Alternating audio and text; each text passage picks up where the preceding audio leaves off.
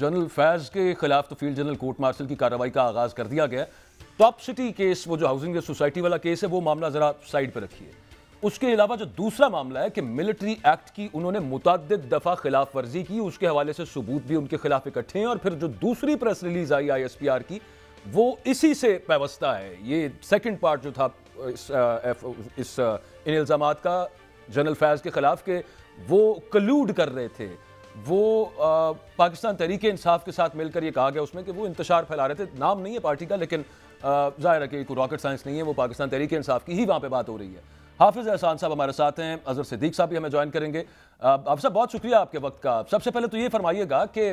जिन लोगों के बारे में ये कहा जा रहा है कि ये डॉट्स कनेक्ट किए जा रहे हैं या फिर कनेक्शन बनाया जा रहा है कि Faiz Hamid was in contact with फलां बंदा फलां बंदा फलां बंदा, अब उनमें से जो मिलिट्री के लोग हैं उनको तो ठीक है, उनके खिलाफ फील्ड जनरल कोर्ट मार्शल की कार्रवाई हो सकती है। जैसे आज एक साबिक IG जेल खाना जात को गिरफ्तार किया गया, या फिर अगर एक serving deputy superintendent Mohammad Akram पता नहीं हिरासत में है कि कहाँ पे हैं, उनके खिलाफ मामला चलता है, या पॉलिटिकल रहनुमाओं की बात होती है कि इनके साथ फैज साहब इन कांटेक्ट थे, या जजेस की बात होती है कि इनके साथ कांटेक्ट थे, तो वो जो नॉन मिलिट्री लोग हैं, क्या उनको भी ट्राई किया जा सकता है इन मिलिट्री कोर्ट्स? हाफिज साहब। बिस्मिल्लाहिर्रहमानिर्रहीम। बाजवा साहब, पाकिस्तान का जो मिलिट्री एक्ट 1952 है उसके अंदर 4 किस्म के कोर्ट मार्शल्स हैं और वो सेक्शन 80 के अंदर डिफाइन है। फर्स्ट है जनरल कोर्ट मार्शल, दूसरा है डिस्ट्रिक्ट कोर्ट मार्शल, तीसरा है फील्ड जनरल कोर्ट मार्शल, और चौथा आपका समरी कोर्ट मार्शल प्रोसीडिंग्स जो है वो चलती हैं।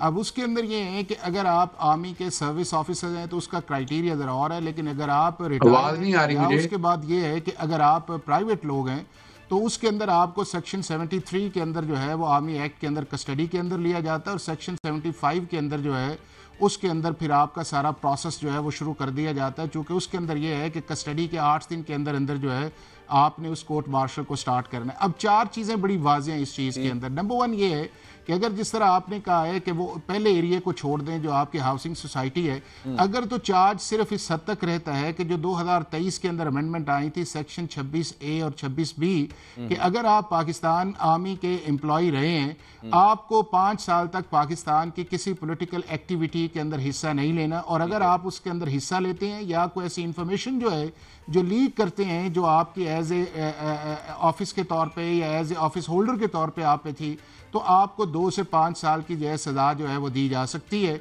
और 2 से 5 साल की सजा लब ये है कि आपसे जो है आपके रैंक्स भी गए, आपकी फोरफीचर ऑफ प्रॉपर्टी अगर इस केस के अंदर है वो भी गई, उसके बाद आपके पर्क्स प्रिविलेजेस जो हैं वो सारे चले जाएंगे। दूसरा उस चीज़ के अंदर ये है कि क्या फील्ड जनरल कोर्ट मार्शल की अगर प्रोसीडिंग चल रही हो तो उसको पाकिस्तान के किसी कॉन्स्टिट्यूशन कोर्ट के अंदर चैलेंज किया जा सकता है? तो बिल्कुल नहीं किया जा सकता। हमारी सुप्रीम कोर्ट की जजमेंट है कि आर्टिकल 199 की जुरिस्डिक्शन सिर्फ उसी सूरत आएगी कि अगर नीचे से कोर्ट मार्शल की प्रोसीडिंग्स मुकम्मल हो और उसको चीफ ऑफ आर्मी स्टाफ ने कंफर्म कर दिया हो, तो उसके बाद ये है कि हमारी सुप्रीम कोर्ट और हाई कोर्ट के प्रेसिडेंट्स हैं कि आप उसको चैलेंज कर सकते हैं। तीसरा जो आपने ये कहा है कि अगर तो सिर्फ उनकी पॉलिटिकल एक्टिविटी जो 26A या 26B, मैं तो आपसे ये पूछ रहा हूं कि जो नॉन मिलिट्री लोग हैं जिनके बारे में कहा जा रहा है कि इन एक्स सर्विसमैन ने उनसे राब्ते किए या बातचीत की फॉर विच एवर रीजन, उन नॉन मिलिट्री लोगों को जो चाहे वो ब्यूरोक्रेसी से हैं, सिविल ब्यूरोक्रेसी से हैं, चाहे वो सियासतदान है, ये कदगन उन पे तो नहीं है कि वो 2 साल कोई अगर उसके साथ पूरे नहीं हुए और वो सियासी एक्टिविटीज में हिस्सा ले रहा है, उनको क्या ट्राई किया जा सकता है? मीनिंग देयर बाय यहां पे पीटीआई के लीडर्स हो गए। मैं उसके देखें कि मैंने ये मैं इस उसी तरफ जा रहा था कि दूसरी सूरत जो है जिसकी तरफ आपने कहा है कि अगर उनके खिलाफ चार्ज सिर्फ 26A या 26B का है कि उन्होंने सिर्फ पॉलिटिकल एक्टिविटी की है, तो उसके अंदर जो दूसरे लोग हैं वो इन्वॉल्व नहीं आएंगे। लेकिन अगर उस पॉलिटिकल एक्टिविटी के अंदर जाके पाकिस्तान आर्मी एक्ट की किसी सेक्शन का वायलेशन होती है या 9 मई की तरफ चला जाता है, तो उसके अंदर फिर सारे लोग वो आएंगे, चाहे वो आपके सर्विंग लोग हैं, चाहे सिविल सर्विस के अंदर हैं, चाहे आपके रिटायर्ड लोग उसके अंदर हैं, चाहे आपके जो है वो इंडिपेंडेंट या प्राइवेट लोग हैं, तो उसको पाकिस्तान आर्मी एक्ट जो है उसका सेक्शन 2D1 और 2D जो है उस पर तलाक होता है, क्योंकि उसके अंदर फिर आपका स्कोप जो है वो आर्मी एक्ट का ब्रॉड कर दिया जाता है। लेकिन अगर सिर्फ उनकी पर्सनल जो है मिस अप्रोप्रिएशन है या एक्सीड ऑफ अथॉरिटी है या उसके बाद उनकी पॉलिटिकल एक्टिविटी है, तो फिर दूसरे शख्स जो है वो आपके सेक्शन 80 के नीचे पैकेज है वो ट्राई नहीं होंगे।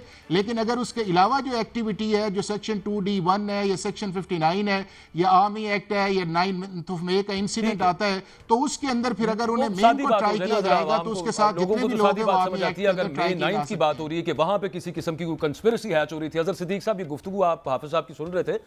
हाफिज एहसान साहब की, और मैं आपकी भी इस पर राय जानना चाहता हूं कि आपकी टेक इस पे क्या है, क्योंकि यूं अगर कनेक्ट किया जाए ये ताने बाने जिस तरह की वो 9 मई की बात हो रही है या उसके हवाले से ऑलरेडी एक बयानिया है इन वोग है, वो उस पर बातचीत हो रही है, तो इमरान खान साहब भी तो इसी खदशे का इजहार कर रहे थे ना 15-20 दिन पहले कि मुझे मिलिट्री कोर्ट में ट्राई करने के लिए, और जिसके खिलाफ लाहौर हाई कोर्ट भी गए हैं आप लोग। आपकी राय इस पे क्या है? अच्छा, बहुत शुक्रिया। जहां तक तो जनरल रिटायर्ड फैज हमीद साहब के हवाले से मामले हैं,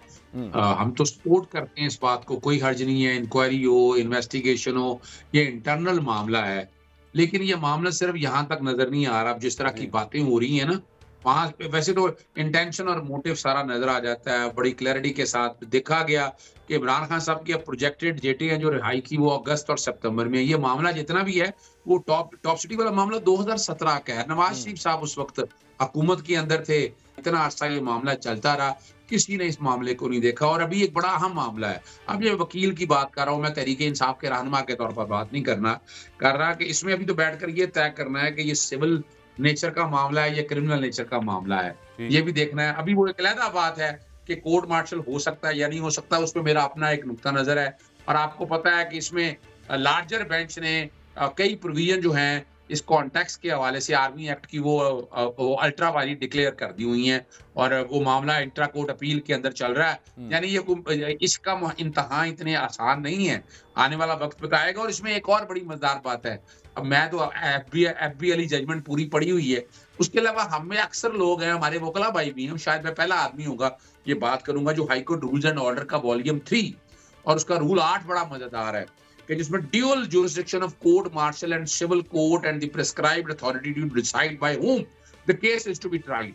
और ये मैजिस्ट्रेट या ये इस कॉन्टेक्स्ट में अभी तक तो हमने कोई चीज ऐसी देखी ही नहीं है, हम सिर्फ हवा में बातें सुन रहे हैं। इसका फुल डिस्क्लोजर होना चाहिए, यानी ये कोई ऐसा मामला तो है नहीं। पता चल रहा है कभी वो सुप्रिटेंडेंट को पकड़ लिया, पता चल रहा है कि वो आईजी जेल खाना जात को पकड़ लिया, फिर वो पता चल रहा है कि जनाब वो जो है ना रऊफ हसन साहब वो कोई अपना किसी सहाफी के साथ व्हाट्सएप पे मैसेजिंग कर रहे थे, वो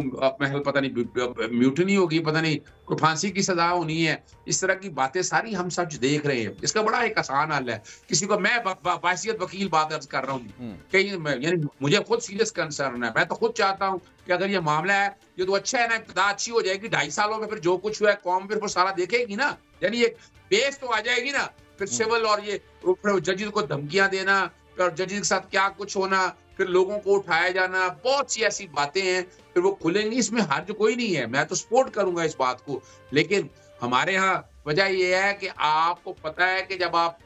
मिलिट्री जुरिसडिक्शन में ले जाएंगे ना, तो मिलिट्री जुरिसडिक्शन में right to fair trial, due process of law, article 10A, FBLA की जजमेंट और वो सारी चीजें फिर एक तरफ रख दी जाएंगी। फिर तो वो पता है कि अपना अंदर ही होना है, एक दिन में ट्रायल कंक्लूड हो जाए, 2 दिन में ना कोई एविडेंस का वो म्यार है ना कोई। और ये यही 9 मई के हवाले से हमारा जो नुक्ता नजर था वो बड़ा यही था कि एविडेंस का म्यार नहीं। और इसके लिए भी पहले जो मैं समझता हूँ ना कि अभी सिविल या क्रिमिनल नेचर तय करने से पहले हमारी अभी सिविल कोर्टों में यानी सिविल कोर्टों में या फौजदारी कोर्टों के अंदर ये मामला चले, कोई चीज एक सामने आए। और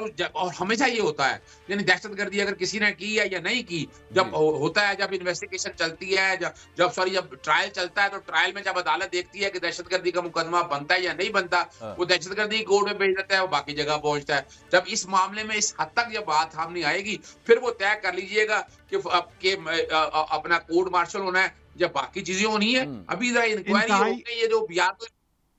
या तो देखे ना इंतहाई मामले को भी इंतहाई ये रोजाना जो है ना, रोजाना आगे कभी सुप्रीम को पकड़ लिया, कभी जना व्हाट्सएप के मैसेज लीक हो गए, क्या साबित करना चाहते हैं।